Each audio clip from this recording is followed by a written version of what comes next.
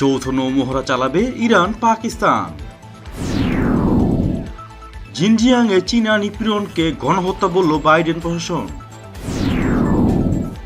বাদশাকে গদিচ্যুত করার ষড়যন্ত্র, গৃহবন্দী জর্ডানের যুবরাজ, গ্রেপ্তার আরও 20। ইসরায়েলের হাত থাকতে পারে বলে আশঙ্কা ইরানের। চীনের পর এবার রাশিয়ার সঙ্গে কৌশলগত চুক্তি করতে চায় ইরান। সিরিয়াতে শত শত ঘরবাড়ি তৈরি করে দিল তুরস্ক। তুর্কি ও বাহরাইনের পররাষ্ট্রমন্ত্রীর ফোনালাপ। উত্তর কোরিয়ায় 90টি পারমাণবিক বোমা তৈরির উপকরণ আছে। বাংলাদেশে সফরে গিয়ে দাঙ্গা লাগিয়েছে মোদি, দাবি মমতার। ভিয়েনা বৈঠকে গঠনমূলক ভূমিকা রাখুন ফ্রান্সকে ইরান। ফিলিস্তিনকে $12.5 কোটি অনুদান দিচ্ছে বাইডেন প্রশাসন। ইরাকি বিমান ঘাঁটিতে রকেট হামলা। নির্বাচনের চেয়ে আমাদের কাছে গুরুত্বপূর্ণ হচ্ছে লড়াই, ফিলিস্তিনের ইসলামী জিহাদ। সব নিষেধাজ্ঞা পুরোপুরি প্রত্যাহার করতে হবে, এক্ষেত্রে ছাড় নয় ইরানের সংসদ। এবং সবচেয়ে থাকছে দ্বিপাক্ষিক সম্পর্ক আরো জোরদারে ফের ফ্রান্স সফরে মোদি। ইরান এবং পাকিস্তান যৌথ নৌমহড়া করবে বলে জানা গেছে। ইরানের বন্দর আব্বাস এবং লর্ড আইল্যান্ডে শিগগিরই এই মহড়া অনুষ্ঠিত হবে। সামরিক শিক্ষা এবং গোয়েন্দা অভিজ্ঞতা বিনিময়, এই অঞ্চলের নৌপথ সুরক্ষা, দুই প্রতিবেশী দেশের মধ্যে ঘনিষ্ঠ সম্পর্ক তৈরি ইত্যাদি বিষয়কে মাথায় রেখে এই মহড়া অনুষ্ঠিত হবে। এদিকে ইরানের বন্দর আব্বাসে নোঙর করেছে পাকিস্তানের একটি নৌবহর। এতে রয়েছে নৌবাহিনীর 2টি জাহাজ। জাহাজগুলো সেখানে 3 দিন অবস্থান করার কথা। জিনজিয়াংয়ে উইঘুর মুসলমান এবং অন্যান্য নৃতাত্ত্বিক ও ধর্মীয় সংখ্যালঘু গোষ্ঠীর বিরুদ্ধে চীনা সরকারের নির্যাতন ও নিপীড়নমূলক কর্মকাণ্ডকে গণহত্যা বলে ঘোষণা করেছে যুক্তরাষ্ট্র। গত মঙ্গলবার প্রকাশিত মানবাধিকার চর্চা বিষয়ক যুক্তরাষ্ট্রের পররাষ্ট্র দপ্তরের বার্ষিক প্রতিবেদনে গণহত্যা শব্দটি উল্লেখ করা হয়। যুক্তরাষ্ট্রের সাবেক প্রেসিডেন্ট ডোনাল্ড ট্রাম্প প্রশাসনের শেষ দিকে তৎকালীন পররাষ্ট্রমন্ত্রী মাইক পম্পেও প্রথম আনুষ্ঠানিকভাবে জিনজিয়াংয়ে চীনা কর্তৃপক্ষ গণহত্যা চালাচ্ছে বলে উল্লেখ করেছিলেন। তবে এবার যুক্তরাষ্ট্র সরকারের কোনো মানবাধিকার বিষয়ক মূল্যায়ন প্রতিবেদনে আনুষ্ঠানিকভাবে গণহত্যা শব্দটি ব্যবহার করা হলো। আরব দেশ জর্ডানের যুবরাজকে গৃহবন্দী করল সে দেশের সেনা।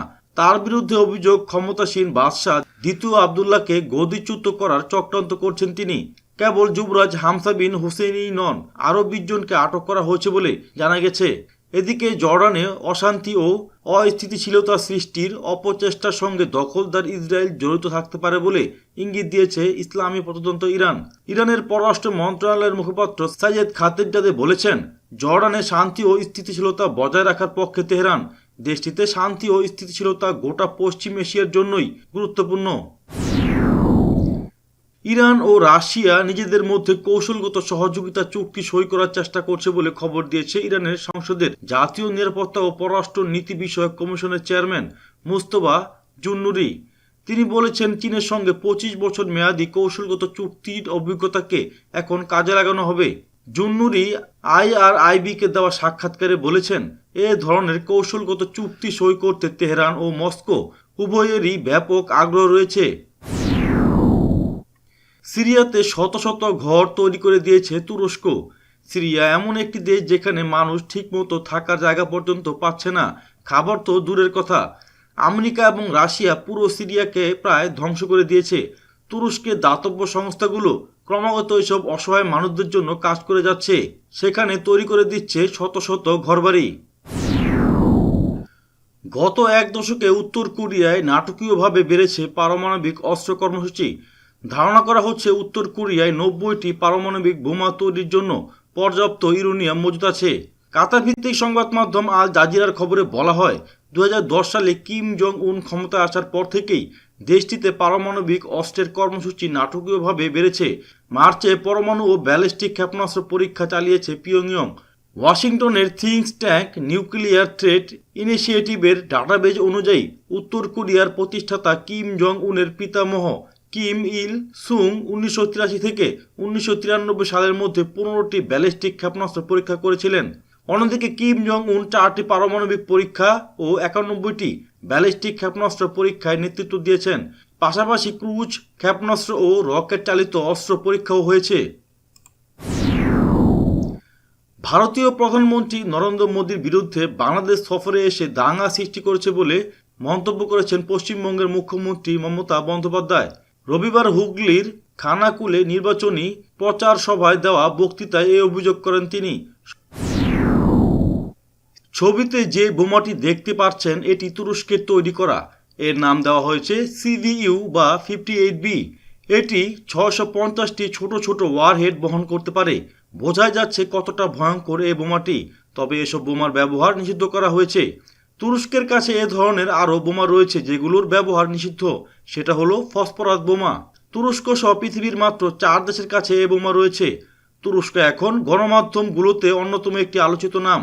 তুরস্ক ইতিমধ্যে পারমাণবিক বোমা তৈরির কাজ শুরু করেছে, যদিও বর্তমানে তুরস্কের কাছে 50টি পারমাণবিক বোমা রয়েছে। ইরানের পরমাণু সমঝোতায় আমেরিকার সম্ভাব্য ফিরে আসার বিষয়টি নিয়ে আগামী সপ্তাহে ভিয়েনায় যে গুরুত্বপূর্ণ বৈঠক হতে যাচ্ছে তাতে গঠনমূলক ভূমিকা পালন করার জন্য ফ্রান্সের প্রতি আহ্বান জানিয়েছে ইরান। ইরানের পররাষ্ট্রমন্ত্রী মোহাম্মদ জাভেদ জারিফ ফরাসি পররাষ্ট্রমন্ত্রীর সাথে এক টেলিফোন আলাপের পর নিজের অফিসিয়াল টুইটার পেজে তথ্য জানিয়েছেন। ইসরায়েলের পক্ষ অবলম্বন করে মধ্যপ্রাচ্যে একপেশে নীতি থেকে বের হয়ে আসলো যুক্তরাষ্ট্র। সাবেক মার্কিন প্রেসিডেন্ট ডোনাল্ড ট্রাম্প ফিলিস্তিনিদের যেসব সাহায্য সহায়তা বন্ধ করে দিয়েছিলেন, নতুন প্রেসিডেন্ট জো বাইডেন এসে অন্যায়ভাবে বন্ধ হওয়া সব অনুদান একে একে চালু করেছেন। তারই অংশ হিসেবে প্রথম দফায় ফিলিস্তিনকে $12.5 কোটি অনুদান দিচ্ছে বাইডেন প্রশাসন। মার্কিন যুক্তরাষ্ট্রের ঠিকাদারদের দ্বারা পরিচালিত ইরাকের সামরিক বিমান ঘাঁটির নিকটবর্তী অঞ্চলে রকেট হামলা চালানো হয়েছে। রবিবার এই ঘটনা ঘটে বলে ইরাকি নিরাপত্তা বাহিনীর এক কর্মকর্তার বরাত দিয়ে খবর প্রকাশ করেছে বার্তা সংস্থা রয়টার্স। ওই কর্মকর্তা বলেন, বিমান ঘাঁটির নিকটবর্তী গ্রামীণ অঞ্চলে 2টি রকেট হামলা চালানো হয়েছে, তবে কোনো হতাহতের ঘটনা ঘটেনি। ফিলিস্তিনের প্রতিরোধ সংগঠন ইসলামী জিহাদের মহাসচিব জিহাদ আন নাখালা বলেছেন, তাদের কাছে নির্বাচন গুরুত্বপূর্ণ নয়, বরং দখলদার ইসরায়েলের বিরুদ্ধে প্রতিরোধ সংগ্রামই হচ্ছে মূল উদ্দেশ্য। তিনি আরও বলেন, দখলদার ইসরায়েলের উপস্থিতিতে নির্বাচন মানে আগ্রাসীর অস্তিত্বের সঙ্গে এক ধরনের সহা অবস্থান। নাখালা আরও বলেন, দখলদার ইসরায়েল হচ্ছে একটি অবৈধ রাষ্ট্র, একে কোনোভাবেই গ্রহণযোগ্য করে তোলা যাবে না। তুর্কি বাহরাইনের পররাষ্ট্রমন্ত্রীরা ফোনে কথা বলেছেন। রবিবার তুরস্কের পররাষ্ট্রমন্ত্রী মেভলুত কাভুসোগলু তার বাহরাইনের সমকক্ষ আবদুল্লাহ তিব বিন রশিদ আল জায়ানির সাথে কথা বলেছেন বলে কূটনৈতিক সূত্র জানিয়েছে। এই শীর্ষস্থানীয় দুই কূটনৈতিক কথোপকথনের সময় তুর্কি বাহরাইনের সম্পর্কের পাশাপাশি সম্ভাব্য পারস্পরিক সফর নিয়ে আলোচনা করেছেন। ইসলামী প্রজাতন্ত্র ইরানের বিরুদ্ধে আরোপিত সব নিষেধাজ্ঞা একসঙ্গে প্রত্যাহার করতে হবে। ধাপে ধাপে নিষেধাজ্ঞা প্রত্যাহার ইস্যুতে 5 জাতিগোষ্ঠীর সঙ্গে যে কোনো আলোচনা নিষেধাজ্ঞা পরিপূর্ণভাবে প্রত্যাহারকে বিলম্বিত করবে। ইরানের জাতীয় সংসদ রবিবার এক বিবৃতিতে এসব কথা বলেছে। ভারতের প্রধানমন্ত্রী নরেন্দ্র মোদী আসন্ন মে মাসে ইউরোপ সফরে গিয়ে ফ্রান্স যাবেন। ভারতীয় গণমাধ্যম বলছে, আগামী 8 মে ভারত ইউরোপিয়ান ইউনিয়নের সম্মেলনে যোগ দিতে পর্তুগাল যাচ্ছেন মোদী। সেখান থেকে তার ফ্রান্স যাওয়ার কথা। এর আগে করোনা পরবর্তী 2019 সালে শেষবার ফরাসি প্রেসিডেন্ট ইমানুয়েল ম্যাক্রোর আমন্ত্রণে G7 সম্মেলনে অংশ নেন মোদী।